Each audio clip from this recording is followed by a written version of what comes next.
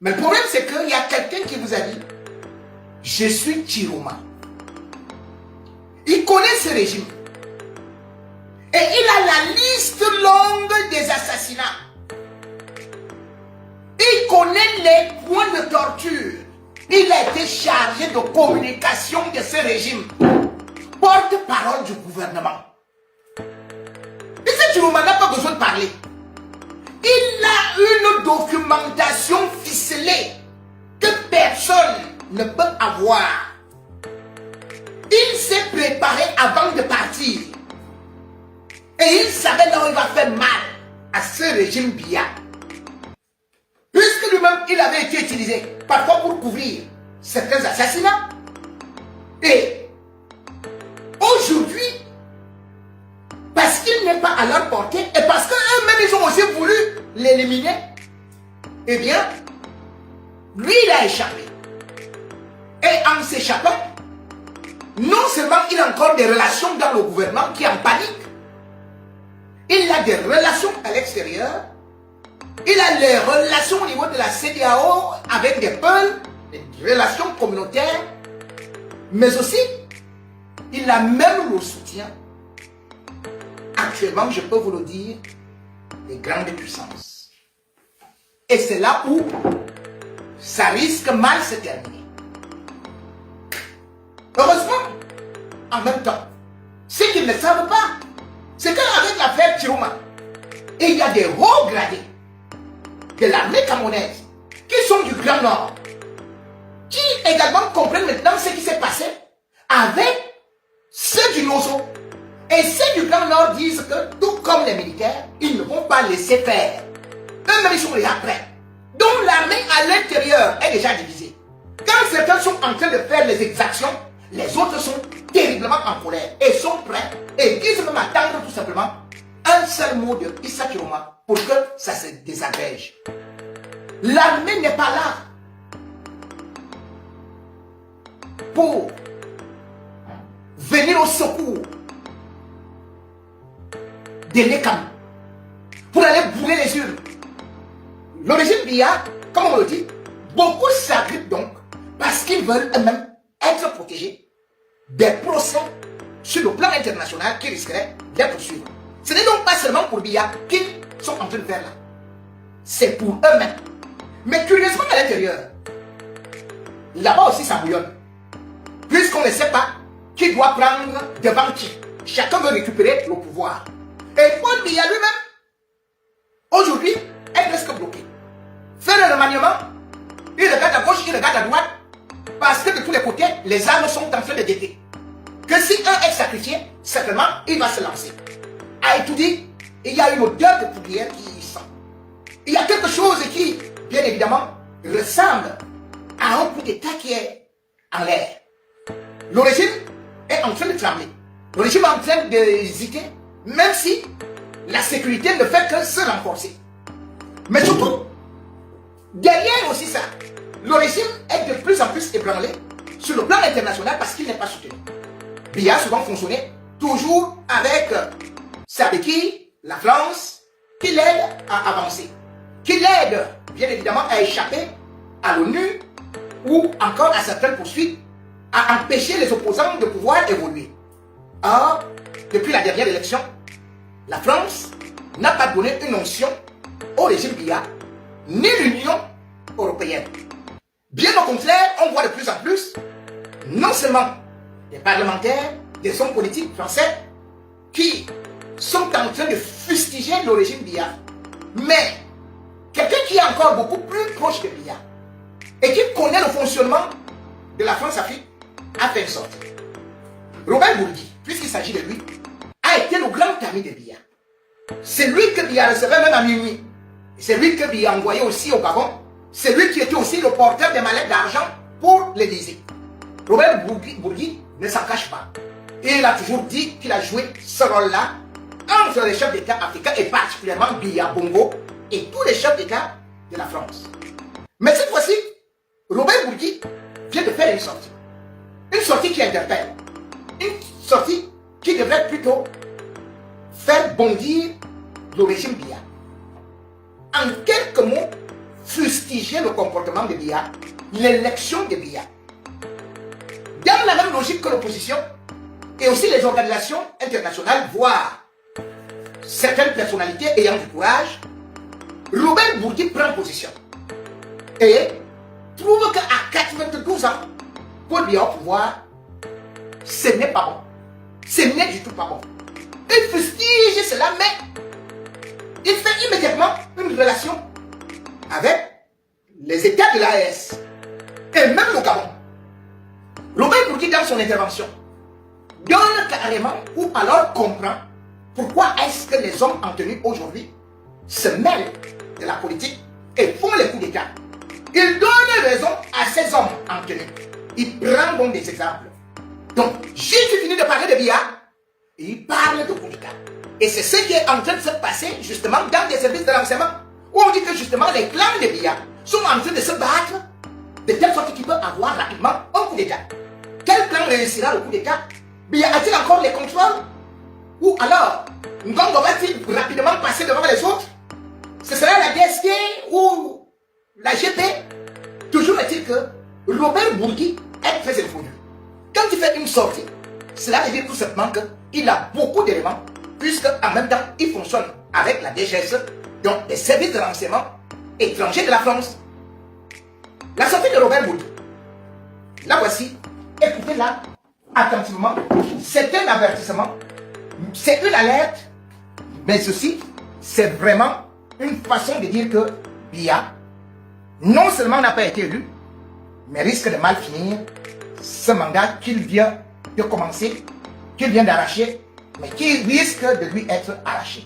Robert Bourgi. Pour ce qui est des élections au Cameroun, là aussi tous les pronostics ont été déjoués. C'est le jeune patriarche de 92 ans, Paul Biya, qui a été élu pour un 8e mandat, ce qui en fait le plus vieux président du monde. Pauvre Afrique, j'ai de la peine pour toi. La défunte reine Elisabeth II d'Angleterre et du Royaume-Uni peut dormir tranquille. Son règne de 70 ans ne sera jamais battu.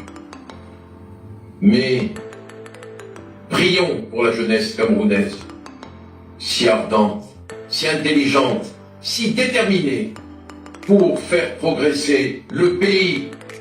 C'est que tôt ou tard, le peuple camerounais saura trouver son vrai président. Mais au prix de combien de malheurs et de combien de troubles. Enfin, il est à constater que les régimes militaires se multiplient en Afrique de l'Ouest. Après le Mali, le Niger, le Burkina Faso et la Guinée, voici que depuis quelques jours, la Guinée-Bissau est gouvernée par une junte militaire. Et il y a 4 jours, le Bénin a échappé de justesse à un coup d'État militaire. Et nous savons tous, le secret est éventé dans quelles conditions. Là aussi, le ver est très profondément dans le fruit. Je n'oublie pas le Gabon, qui est gouverné par le général Brice Clotaire Oligui Nguema, qui a mis fin au règne autocratique et prédateur d'Ali Bongo Ondimba. Mais le pouvoir lui a plu, et le voici à la tête de ce beau pays, de ce pays que j'aime tant. Je ne suis pas de ceux qui condamnent l'intervention des militaires dans le jeu politique. Voici quelles en sont les raisons. La faillite du pouvoir civil, la dérive autocratique des dirigeants, la corruption, l'accumulation inacceptable de richesses entre les mains de la classe dirigeante, le népotisme aveugle et le décalage immense entre les très riches et les très pauvres sont bien souvent les raisons de l'éruption des militaires sur la scène politique. Je vous ai livré, frères et amis, le fruit de mes réflexions. Il est temps de vous en remercier. Mais je reste résolument confiant dans l'avenir de ce beau continent, où je suis né et où je rejoindrai mes parents, enterrés au Sénégal, lorsque le Tout-Puissant me rappellera à lui. Je vous remercie. Voilà donc la réalité, avec les militaires camerounais. Ils n'ont pas besoin de faire un coup d'État parce qu'ils font les affaires, parce qu'ils construisent les terrains, les routes, à travers même le BIR, ils gagnent des marchés. Voilà le vrai problème de notre armée, qui se met donc à combattre la population. Et qui risque d'être surprise parce que parfois une armée qui va à contre-courant est souvent surprise par des révolutions. Louis Bourgui, à son âge, il dit qu'il prie pour la jeunesse camerounaise. Et surtout, il dit qu'il trouve que le Cameroun, les Camerounais trouveront bientôt un nouveau président, mais au prix de beaucoup de sacrifices. Au prix de beaucoup de sacrifices. Donc, il considère Paul Biya comme étant président, comme étant un usurpateur. Et il sait sur quoi il parle. Et il prend, pour finir, à côté, au Gabon, avec Oligui Nguema, qui a débarrassé ce pays, même si ça peut être une révolution du palais, mais de la pègre aristocratique, bourgeoise et familiale de Bongo. Il arrivera certainement à la lutte où les choses vont, et avec la lutte des clans, que les Camerounais en auront ras-le-bol face à la famine, face aux injustices, face à une armée qui tire sur tout ce qui bouge, face à une police corrompue, face à des hauts gradés qui ne s'occupent que des marchés publics, face à toutes ces injustices, au chômage, face à une administration qui demande tout simplement aux Camerounais de serrer la ceinture jusqu'à ce que la ceinture casse les os des reins, non, du bassin. Non. Heureusement, en même temps, ce qu'ils ne savent pas, c'est qu'avec l'affaire Tirouma, il y a des hauts gradés de l'armée camerounaise qui sont du Grand Nord, qui également comprennent maintenant ce qui s'est passé avec ceux du Nozo. Et ceux du Grand Nord disent que, tout comme les militaires, ils ne vont pas laisser faire. Eux-mêmes, ils sont déjà prêts. Donc l'armée à l'intérieur est déjà divisée. L'armée n'est pas là pour arrêter les opposants, les torturer, les tabasser, tirer sur les manifestants à balles réelles, tuer des enfants, les déporter, les enterrer, les inhumer dans des fosses communes. L'armée n'est pas là pour gagner des marchés, pour s'engraisser, pour profiter, pour jouer la vie, pour être du côté des forts. L'armée n'est pas là pour défendre le système, pour défendre la souveraineté nationale. Et le peuple est souverain. L'armée n'est pas là pour les inégalités, pour racketter, pour violer les amphis universitaires, les chambres privées, pour faire des montages contre des opposants, aller déposer des fausses preuves, aller témoigner contre des innocents, enfermer, espionner, traquer, enlever et tuer.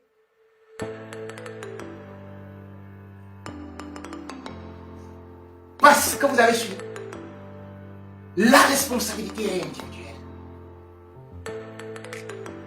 Au tribunal de l'histoire, Paul Biya ne vous défendra pas.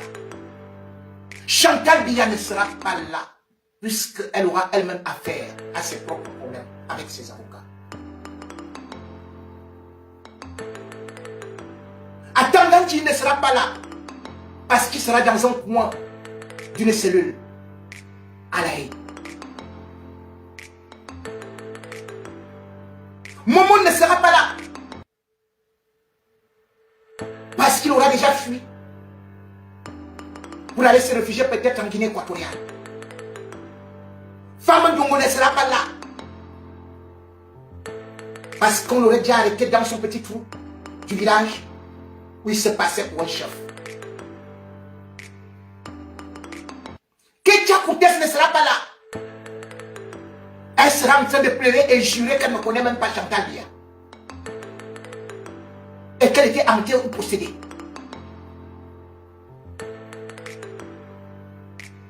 Kabadje Kédé Djibril ne sera pas là.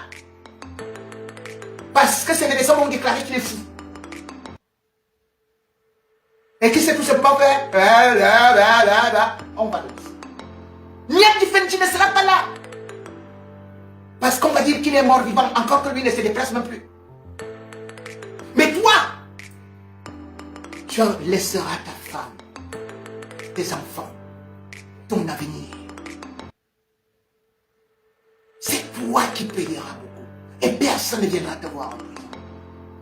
C'est toi qui payeras le prix du sang que tu as versé. Ces innocents que tu as assassinés. C'est toi qui seras là sans avocat parce que tu n'auras pas de moyens pour les payer. Et personne ne viendra pour te défendre. Et toute ta famille va te rejeter. Parce qu'on va te dire, on t'avait dit. Les Palestiniens viendront se moquer de toi. Les taximens viendront se moquer de toi. Et viendront même assister à ton procès en klaxonnant.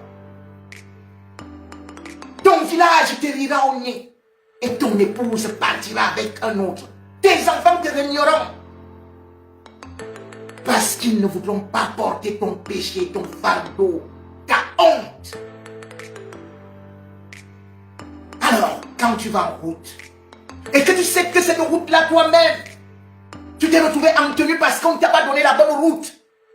La route qui va en Europe, la route qui conduit vers des grands bureaux climatisés, la route qui conduit vers des milliards, la route que prennent leurs enfants. On t'a donné la route des pauvres, la route pour t'humilier, la route pour assassiner ton propre frère.